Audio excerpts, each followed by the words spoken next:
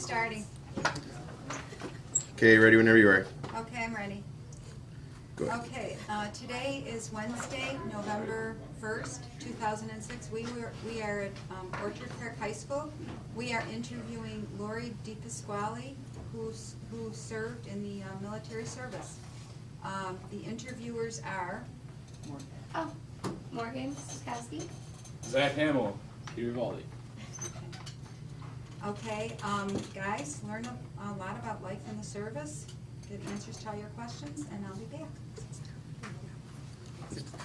So, but actually part of the military, I was in the Army. When did you start? In June of 2001. When did that? It ended in November of 2004. So you were part of the recent one? Yes. As a rep. Did you get sent out? Yes, I did. What was it like there? Hot. Hot, smelly. Learned a lot.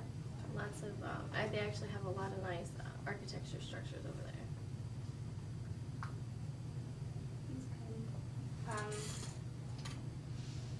What job were you assigned at Iraq? I actually joined the military as a cook, but when I went to Iraq, I ended up being my commander's driver, and I worked in operations.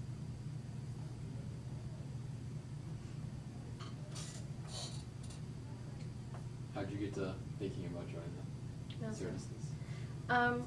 I come from a family of military, and I always wanted to. And then I had my older son, and figured, that would be a great way to go.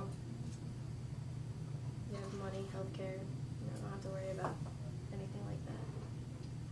Were there a lot of casualties in your group, your troop? Not in my unit, but in others there were.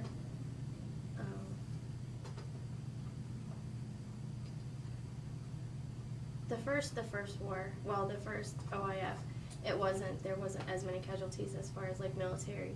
But the second time that my unit went, there's more now after the war was officially ended than there are now. How did you feel about being a driver? I mean, you heard, there's a lot of those bombs on Saturday. You hear about, cars blowing up. Actually, no, it's kind of hard. You're nervous. You want to make sure you come home, but it's an exciting thing at the same time. I got to see a lot of things. Yeah.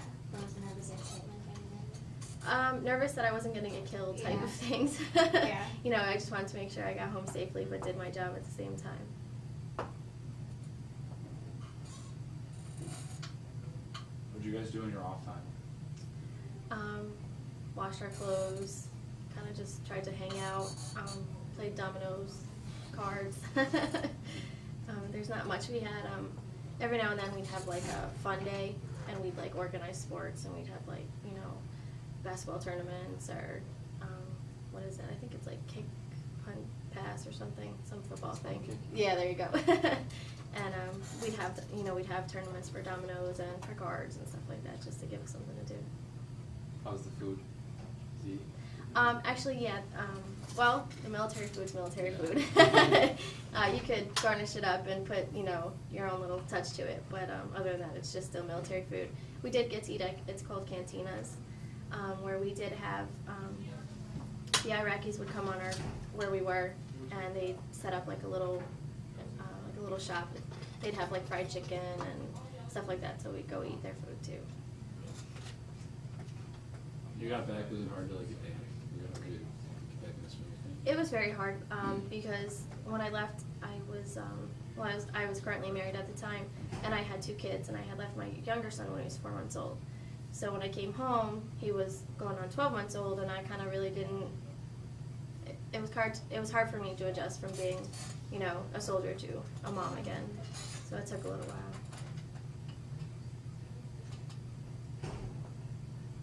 But did you actually think of your officers and fellow soldiers around you? Well, you're like a big family, especially when you're so far away from home. That's all you have, is each other. A lot of us, kind of stuck together and made sure that, everyone was doing all right. We'd hang out and talk or, whatever. So you got like good friends. I have very good friends from the military, yeah. Some of which are still there, some of which have, recently got out, but we all still kind of keep in touch. Yeah. You remember like your first feeling when you got there? What you first thought of when you got off the, I don't know, would you take a plane over there? Yes, I took a plane. Swam. I was actually fine. Yeah, so I was actually fine once I got there, but we had stopped in, I believe it was Germany. We had stopped. It was either Germany or Ireland to pick up like the stewardesses. They like switched, and when they were sitting at the front of the plane, they were trying to give a demonstration to the stewardesses on how to wear a gas mask, and that like really hit me. And I was like, wow, I'm really I really got to be careful. And so it was kind of that's when it really hit me. So and I was pretty scared after that until we landed. Did you pick the Army like knowing you were going to be going to war? Was that soon? No, actually, I was in basic training when November 11th happened, or September 11th. I'm all confused, like thinking of dates in my head. Yeah, when September 11th, I was actually in basic training, and that was really scary because we didn't know what was going on, and we didn't know if we were going to be shipped off right away or not. But they were like, no, you're not fully trained yet. You're not going anywhere. I was like, okay, and then shortly after I got to my unit is when they were like, okay, we're going. And I was like, oh, all right. Do you think it was mostly people there that wanted to be there or that needed to be there, like financially? In the military, everybody has their own reasons for going. A lot of people do it for school. Some do it for money. You don't really intend to do it knowing the fact that you're going to go to war. There are some that really want to go to war, and have that experience. Others don't. How's the morale there? Was there times when everybody was kind of depressed? Many times. Yeah, we got told we were coming home quite a bit, and then a couple times a couple days before we'd actually be getting ready to pack up, they'd tell us, no, you're not going home now, we got to go on another mission. So that was really hard to deal with. So that's when the morale was really low, and you'd have to just kind of try to find it in you to be like, okay, well, we could deal with this, for a little bit longer. Did you stay in touch with your family? I know personally one of people who were in the Army that was in Iraq for about 6 months, and it just was a big toll on him, like only because he was separated from his family for so long. Did you keep in touch with your family? Yeah, they have satellite phones, and they also have, when we were in Baghdad and Fallujah, they had satellite phones, and we could keep in touch, and we also had like an internet access to them to go on like Yahoo or Hotmail or something, and just do Messenger. Yeah. And then we also had AT&T phones as well. But when it went off of like your unit, and like it went off units and sections on when you got to use the phone. So like only a couple times a week, and you could only use the phone for like 10 minutes at a time. So it was kind of hard because you'd finally get them on the phone, and you'd talk to them real quick, and you'd want to talk to everybody. And sometimes you could, sometimes you couldn't, or sometimes you didn't get a hold of anyone because of the time zone. Yeah. The time change is 8 hours, so it was kind of hard to talk to them. Did It was anybody good to famous get talk to you? We actually had Kid Rock come and a bunch of other people come to the USO, and they performed a concert. I can't remember everybody that came, and we actually got to go and watch that. So that was pretty cool. That helped out a lot to kind of give us a day off and just kind of relax, and see some people that actually really cared and put their own life at risk coming over there to perform for us. So that was really cool. Did you ever see President Bush speak at all? No. About it? Would you go to see him speak? No. Is that the general? Census? Yeah, around the military. Pretty much, That's what yes. I've heard. A lot of times, like if you see the people at the military bases, when the president comes, if they're like, oh, it's the president, most of the time you have to go because your unit makes you go. It's not really so much do you want to go. Some people, support him and want to see him and meet him and stuff like that, and that's to each his own. Are you done? Like, are you going to go back into service at all? Or are you I'm actually thinking about going in the National Guard now, because I actually got out for family reasons, but I love the military. It's just kind of embedded in me. Why the National Guard? Well, because you get a really big bonus, which will help out, and I'll get to go to school, continue going to school, and I won't have to pay for anything, and that'll be really nice too. What are you going to school for? I'm waiting to go into the radiological technology. It's RT. It's like X-rays, sonograms, you know, and that kind of stuff. Did you keep a personal diary? Actually, some days I did, but it wasn't anything, just some experiences I kept, or if I was arguing with my commander or something, you know, and I wanted to jot it down. Yeah, just to get your frustrations out. Instead of putting it out on other people. Right. Because everyone's so stressed out, you don't want to cause any other people to snap. Yeah, I understand that. Yeah. For like entertainment, you do pull pranks on everyone, or some people, like, you know, just messing around. I didn't so much, but there were a lot of people that did. We actually, sometimes people would sit out at like late at night, like behind we'd have, it was kind of like, it was actually a bathroom originally, but we'd sit behind it, and people would like get ice cubes or whatever and climb up on top of the building and like chuck them at us or whatever, and we'd be like, what's going on? Like it was snowing or something, you know, Yeah. so it was kind of like humorous then.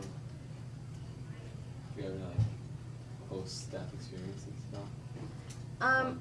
I didn't, not really. I mean, we got shot at, you know, but nothing to where I didn't, like, come close to IEDs or anything like that. There were bombs that were going off, and we had a really good radio. I can't even think of the name of it right now. People that listen to the radios, they monitor them. They'd call us on our radio and be like, hey, you can't go this way because, you know, they're firing off, you know, missiles, or, you know, there's IEDs down here. You know, there was other vehicles that have gotten, you know, hit, you know, make a different route to come back. So What's the feeling like knowing that you're getting shot at? it's scary, but you just want to get out of there, so it's kind of, you know, you just kind of Have to stay focused. exactly, and make sure, you know, everyone in your surroundings is. Being the driver, I can't do anything. I can't shoot anybody. I had a gunner, and he was awesome, and he gunned my 50 cal for me, so I left my life up to him. What did you do when you got home? What was the first thing you did? When I got home, Yeah. it just cried because it was so nice to be back home, to see trees and grass and my family, and you're nervous at the same time because you haven't seen these people in so long, and you're not sure how, you know, everyone's going to be, you know, react to you, and it was a really nice feeling. What did you want to eat when you first got home? Everything. We wanted to eat everything. I think I probably gained like 10 pounds when I came home because I just went to every restaurant I could. And they do have Burger King over there, so we got to have Burger King every now and then, so that was kind of nice. A little American meal. Were you always in like your suit or whatever you want? Your BDUs. Yeah. Yeah, or DCUs when you're over in the desert. You just can't change. You're always in that. You're always in that or PTs. And every now and then, we actually got to go swimming a couple times, so the guys would wear like their PT shorts, and the girls would either wear their PT shorts or their shirts or like sports bras. As long as they were dark, they had to be black, and you could go swimming like that. So it was kind of nice because kind of felt like you were a girl again, like for the girls, you know. You can lay out and tan or whatever, but.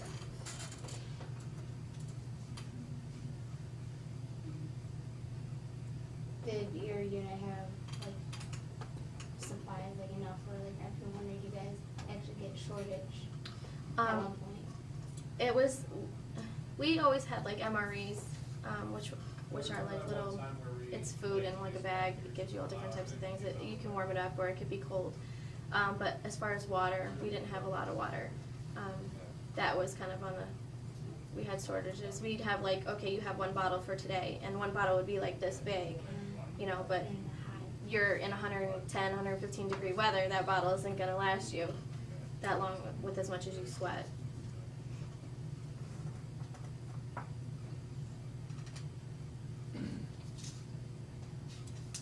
Where were you exactly?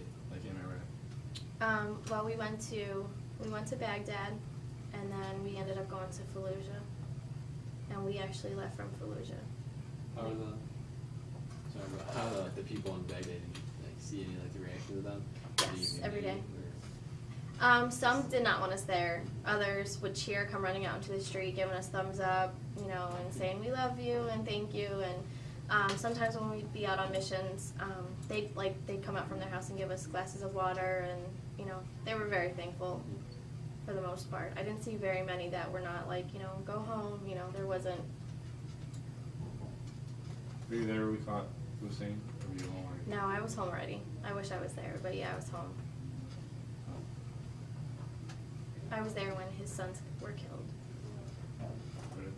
Is that when did people like change their attitude after that? Like you saw him? After he got captured, or? Or after like his sons were killed, did people like? Oh, they when- were cheering. They were partying in the street. Oh, really? Yeah, his sons were very nasty. They did a lot of bad things to a lot of people, especially the women and children. A lot of bad things. How'd they tell you about that? Did they just kind of call you all in, tell you that they were all killed, or? Actually, I don't even remember how it came over our radio that we had got them or whatever. And I was out on a mission, and I actually went down into the city of Baghdad, and I got the Iraqi newspaper with their faces on it and stuff like that. So I was like, yeah. What are some of your most memorable experiences there? Wow. Meeting a lot of the Iraqi people and actually getting to talk to them. My unit actually became pretty close with one particular family. They helped us out with a lot of things, like getting us generators and food and just taking care of our vehicles. They'd help wash them and keep them maintained and stuff like that. Getting to know more of my soldiers, my comrades, you become much closer in that type of setting than you do when you're here in the States, because you just go to work, do your job, and then you go home. But there you're actually forced to, eat, sleep, and live with them every day. So I had a lot of fun times over there as well. Was the city just a complete poverty, or most of it? Well, Baghdad is beautiful. Like I said, they have the most beautiful architecture buildings I've ever seen. And that's where Saddam put most of his money into. So there was grass and stuff like that and trees. But when we got out to Fallujah, it was like mud huts and a lot of the desolate areas. They really didn't have anything. It's really dry in that area. There's nothing. It's just desert everywhere. You don't see grass. You don't see trees. It's very desolate. Do you stay in touch with the family that help you out? Or is it not really possible? No, I do. I email with them, and they have a satellite phone. I haven't actually heard from them in quite a while, but my old first sergeant, he still keeps in touch with them. They actually came to the States not too long after we had come back and stayed with him and his family, so it was kind of cool. We actually contracted their family through the military, so they got paid, to help us out and stuff like that. Did they pay for your school, the military, so far? Yeah, I did 6 months. I actually re-enlisted to go to school, so I got 6 months of it, school that I didn't have to pay for, which was very nice. They give you it's called the Montgomery GI Bill. So even after you get out of the military and you want to go to school, they give you so much money a month, and they'll pay, they help pay for it or whatever. But if you go into the National Guard, then it's completely free. You don't have to pay for anything. So, yeah. How much longer do you think it's going to take over there, from what you saw? Well, from when I went till now, I don't personally feel that we should be there anymore. Right. I think we've done our job. We've trained them as best we can. It's the Iraqis, turn to step up and take their country back, and just kind of have us in the back shadows. I don't think they need as many soldiers over there now, but they rely too much on us. And right now they're going through their own civil war, so I don't really know how long the military will actually have to stay there. I see, different reports all the time on the news about, oh, well, we'll come home in a year, and then I see, oh, no, they're going to be there for, till 2010, and it just, whoever takes over office next will find out. Yeah. How do you feel about, you see all this stuff on, the news? Is that really what it's like there, or do they only pick, They really, the news, they exaggerate it? they do, and I guess, let me think. They really only show the bad things that happen over there. You never ever hear about the good that the soldiers do. And what really aggravates me is that you'll only see them, the newscasters, interview either officers or higher enlisted, like sergeants and above. You don't ever really see them interview the lower enlisted, and that bothers me because you'll really get a real feel of what they think by, you know, interviewing them. You know, but they do a lot of good out there. You know, we've rebuilded schools, we've made soccer fields, you know, we've done so much, you know, helped pick up their town, you know, we're rebuilding it for them after we bombed them, so, but they just don't show enough good over there. You guys allowed to speak out over there, or you all just be silent? Well, when you're in the military, you can talk, but there's only so much that you can actually say. You can't really say your full feelings as to what, you know, because you have to respect the commander-in-chief and your chain of command. You can get in trouble for certain things that you say, so you kind of have to watch what you say. But being out of the military, you know, freedom of expression.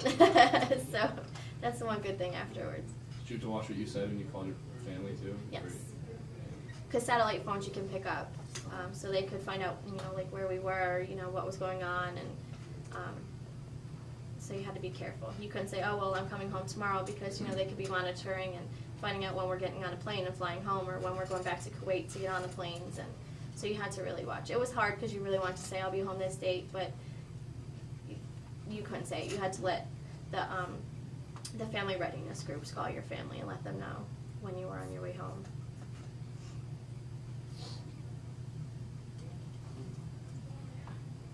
What was like boot camp for you?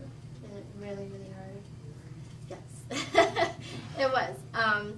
But I have to say that was one of my most greatest experiences. I've never felt so fulfilled going through that than, you know, having my kids. It's kind of like almost on the same thing. It was very hard. You know, they pushed you definitely. But in the end, I loved it because I knew that I did it all on my own and I made it. Yeah. Whereas a lot of people kind of like will start to like, you'll see they're not there like the day after. You're like, where'd so-and-so go? And they're like, oh, you know, they dropped out, or they, you know, they couldn't take it anymore. So What was your boot camp? I went to Fort Leonard Wood, Missouri. Now, basic training now is much easier from what I've heard. They have like stress cards and stuff like that. So if you feel like you're being pushed too hard, you give them a card and they're supposed to kind of like calm down on you, which I think is BS. Yeah, it's just in all basic trainings now. It doesn't matter what branch of service. Except for, I'm not sure about the Marine Corps, because they're one of the tougher boot camps. No. Yeah, I heard about that. That was my, well, she, by marriage is my niece, and she was in the Navy, and her boot camp, she heard about it. She never used it, but she liked the fact that she had that option. Yeah, I'm sure. Yeah.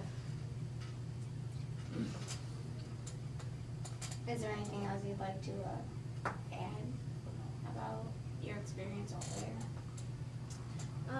Just that I'm very proud that we're, you know, that we got to go there and do what we had to do to help them out. I don't think that soldiers are recognized enough. They don't have enough support while they're there. Nobody really understands how hard it is for them. You know, yes, we volunteered to go, you know, to join the military and serve our country, but, you know, we didn't ask for the people back home to be constantly, you know, being negative about it. You know, because we see that stuff on TV, especially our family members, because they're frustrated because they want us home, but they end up doing it in a negative way by protesting and stuff, and they think they're helping, but they're really not. So it's just really hard. Hopefully everyone will come home soon. Does your experience over there and seeing what the Iraqis have to deal with make you even more happy to be an American and live in the USA? Yes, it's so funny how much stuff you take for granted. Like, half of them don't have sneakers or shoes. They walk around barefoot. And if you've ever gone to the beach and put your feet in the hot sand, it burns. And all from, like, adults to kids, that's how they walk around. And it just amazes me. I'm like, wow. But if you ever look at their feet, they're, like, really thick and, you know, calloused up and stuff like that. So it's pretty crazy, yeah. You definitely are amazed at how much you actually take for granted. Water, clean water at that. You know, it's hard. I don't know if we got a taste of it with the whole blizzard, because a lot of people couldn't drink their water and all this other stuff, but I can't even imagine what feeling over there. Yeah.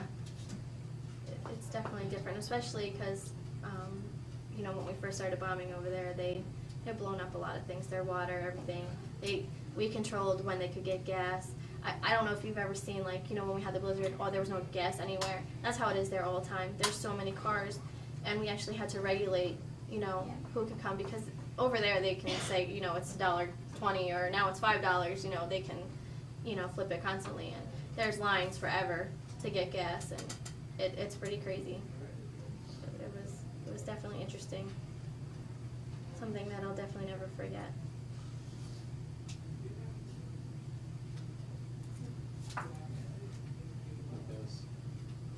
You good? Alright. Thank you very much. You're welcome. Can you Thank spell your you. name for us real quick? It's Laurie, Lori. My last name is DePasquale, DePasquale.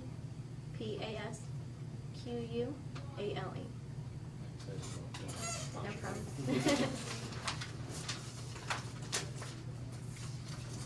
Thanks a lot. Oh, no problem. We Thank you. appreciate it. Thank you. Your keys and I have no idea how. It's cool that you guys are doing this. Am I on it? Your shirt is. No way. Should I hit stop? Do I hit stop? I don't know. Are you guys already? Yeah. Yeah. Wow. Alrighty. Usually it takes 2 periods. Do I stop? Are we supposed to go back? She said